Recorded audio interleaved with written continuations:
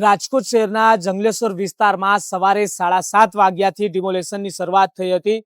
હાલ અત્યારે સાંજનો સમય છે। સાંજના સમય સુધીમાં 1023 જેટલા મકાનો છે તે તોડી પાડવામાં આવ્યા છે। આ પાછળના દ્રશ્યો દેખાડવાનો પ્રયાસ કરીશ કે જે આગળ હજુ પણ બુલડોઝર છે તે લોકોના ઘરો ઉપર ફરી વળ્યા છે। આ સમગ્ર દિવસ દરમિયાન શાંતિપૂર્ણ ડિમોલેશન છે તે તંત્ર દ્વારા કરવામાં આવ્યું। આ ડિમોલેશનની વાત કરવામાં આવે તો 1400 જેટલા મકાનો જે ડિમોલેશન કરવામાં આવનાર છે। 1450 નો જે આંકડો આપવામાં આવ્યો છે તેમાંના 1023 મકાનો છે તે અત્યાર સુધીમાં ધ્વસ્ત કરી દેવામાં આવ્યા છે।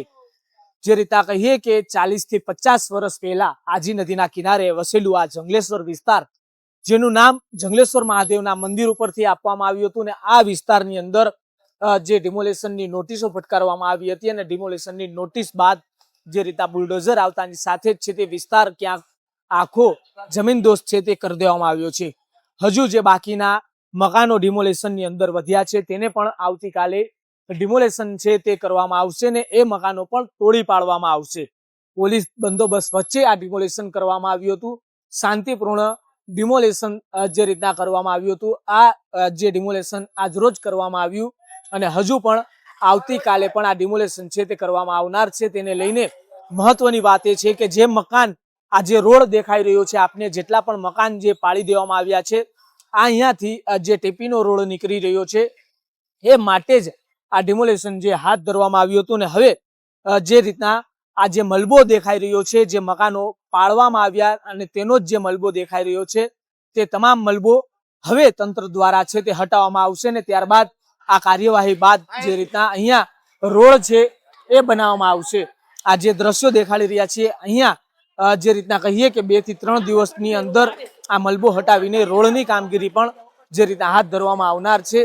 તમામ જે તૈયારીઓ તંત્ર દ્વારા કરવામાં આવી હતી તે તૈયારીઓના ભાગરૂપે જ આ ડિમોલેશન છે તે કરવામાં આવ્યું હતું। આ ડિમોલેશનમાં હાલ જે રીતના કહીએ કે જે બાકીના મકાનો વધ્યા છે તે આવતીકાલ વહેલી સવારથી ફરીવાર ડિમોલેશન કરવામાં આવવાના છે। જે તંત્રએ ટાર્ગેટ નક્કી કર્યો હતો 3 દિવસનો, એ ટાર્ગેટ પહેલા જ છે તે તંત્ર આ વિસ્તારની અંદર ડિમોલેશનમાં મકાનો છે તે તોડી પાડવા માટે સજ્જ જોવા મળ્યું હતું। જે રીતના 260 જેટલી મશીનરી દ્વારા તંત્ર વહેલી સવારથી જ આ વિસ્તારની અંદર ડિમોલેશન માટે પહોંચ્યું હતું।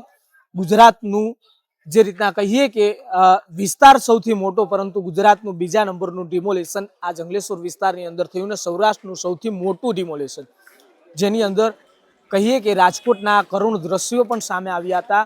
સાથોસાથ જે રીતના ડિમોલેશનની અંદર લોકો પણ રડતા જોવા મળ્યા હતા અને લોકો સ્વૈચ્છિક રીતે પોતાના મકાનો પણ પાડતા જોવા મળ્યા હતા।